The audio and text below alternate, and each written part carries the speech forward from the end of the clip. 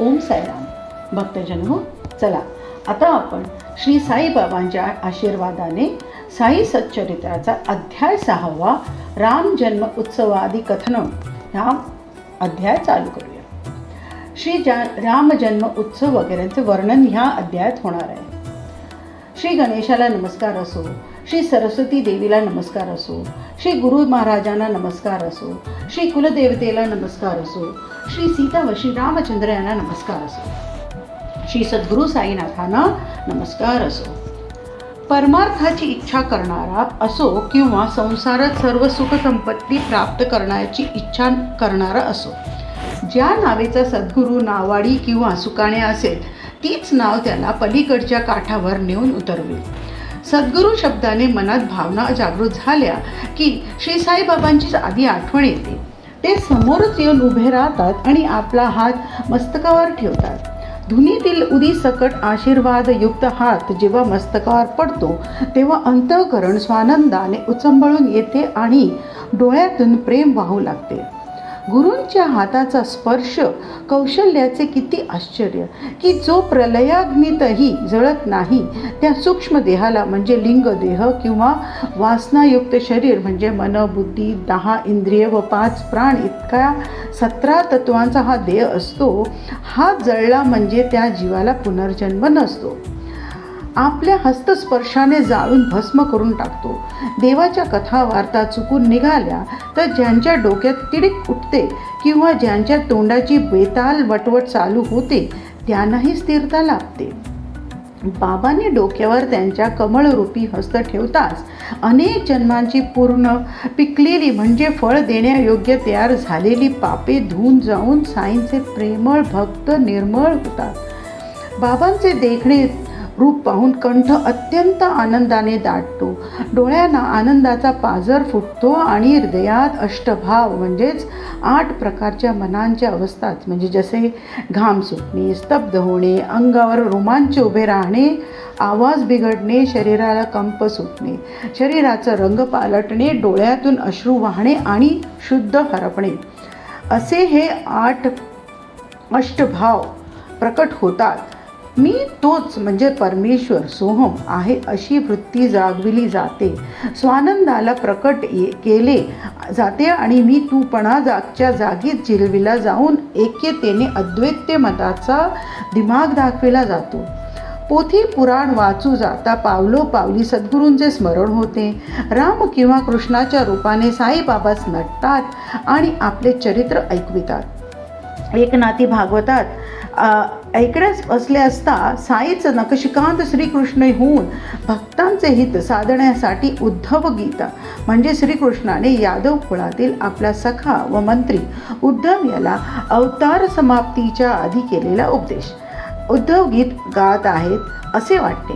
सहज गोष्टी करायला बसले असतात तेही योग्य दृष्टांत देण्यासाठी अचानक श्री साईनाथांचीच कथा आठवते.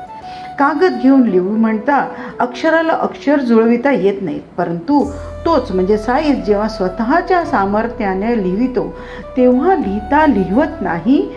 जेव्हा जेव्हा अहम भाव डोकावी पावतो तेव्हा तेव्हा साईबाबा आपल्या हाताने त्याला तळाशी दाबून टाकतात आणि शक्तिपात करून म्हणजे आपले सामर्थ्य देऊन शिष्याला कृतार्थ करतात. काया वाचा व मनाने साई समर्थांना लोटांगणी जाता धर्म अर्थ काम मोक्ष हे 4ही पुरुषार्थ आपोआप हाताशी चढतात. कर्म ज्ञान योग व भक्ती या 4 मार्गांनी ईश्वराची प्राप्ती होते. हे 4 मार्ग 4 वेगळ्या बाजूनी निघतात तरी ते सर्व आपणाला आपल्या ठिकाणी म्हणजे परमपदाला पोचवितात. भक्ती ही बाभूळवनाची वाट आहे. खाचा खळगे फार बिकट असतात. ती एक पावली म्हणजे एक पाऊल टाकता येईल एवढीच रुंद एक पावली पण नीट सरळ असते आणि हरी निकट घेऊन जाते. काटा टाळून पाय टाकणे हाच सुलभ उपाय आहे. याप्रमाणे केले की आपले ध्येय सुरक्षितपणे गाठाल असे गुरु माऊलीने स्पष्टपणे सांगितले आहे. मनरूपी मळे जर भक्तिरूपी पाण्याने शिंपडले तर वैराग्य उठून येते. ज्ञानरूपी फुलांचा बहर येतो, कैवल्याचे फळ लागते, चित्तसुख म्हणजे ज्ञानमय उफाळून येते आणि जन्ममरण निश्चयाने टाळले जाते. परमात्मा स्वयंसिद्ध आहे. तोच सत्य, ज्ञान, आनंदयुक्त असा 3 स्वरूपाचा आहे. कारण निमित्ताने तो भक्तांना शिक्षण देण्याकरिता पूर्णपणे जागा होऊन प्रकट झाला. जसा हा त्रैगुण्य म्हणजे सत्व, रज व तम या 3 गुणांनी व्यक्त झाला, तशी माया देखील क्रियाप्रयुक्त होऊन सत्व, रज व तम या गुणांना चालविते आणि आपले गुण चांगल्या प्रकारे प्रकट करते.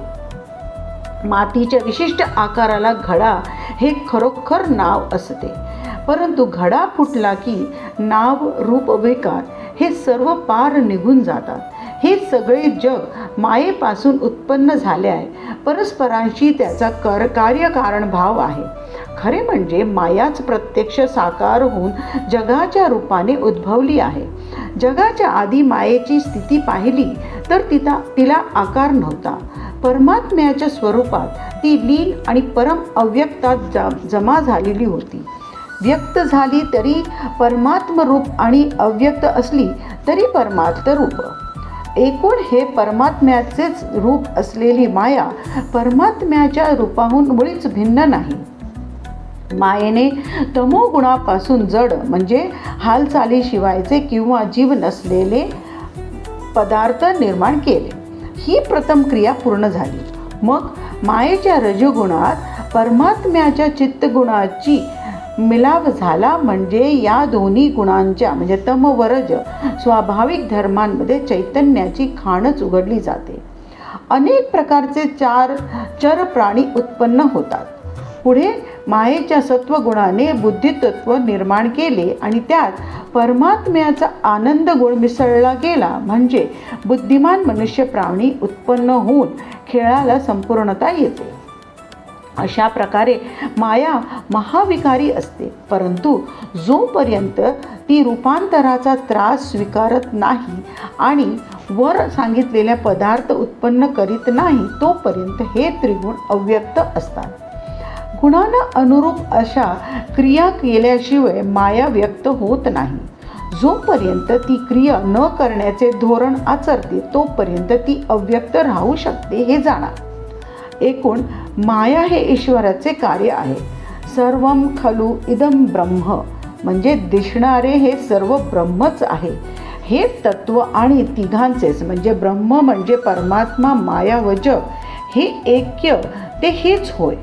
अशा ऐक्याचा अनुभव निश्चित प्राप्त कसा व्हावा अशी ज्यांच्या चित्तात उत्कट इच्छा असेल त्याने वेदशास्त्रांचा अभ्यास करावा.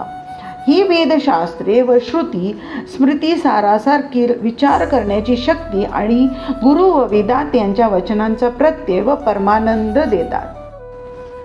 बाबा म्हणतात, माझिया भक्तांचे धामी अन्न वस्त्रास नाही कमी. म्हणजे याबद्दलची श्री साई खात्री देत असतात. हे त्यांच्या भक्तांना नेहमीच ठाऊक आहे. मज भजती जे अनन्यपणे सेविती नित्याभिक्त मने, तयांच्या योगक्षेम चालविणे ब्रिद हे जाणे मी माझे. हेच भगवद्गीतेचे वचन म्हणजेच अनन्याश्चिंतयन्तो माम ये जनाः पर्युपासते तेषां नित्याभियुक्तानां योगक्षेमं वहाम्यहम्. प्रमाण माना असे श्री साई म्हणत असतात. तुम्हा भक्तांना अन्न वस्त्रांचीच गाण नाही, त्यासाठी जगा उगाच प्राण खर्ची घालू नका. लौकिकी मानापमानाचा लोभ सोडून द्यावा आणि देवाच्या द्वारीच मन मिळवावा.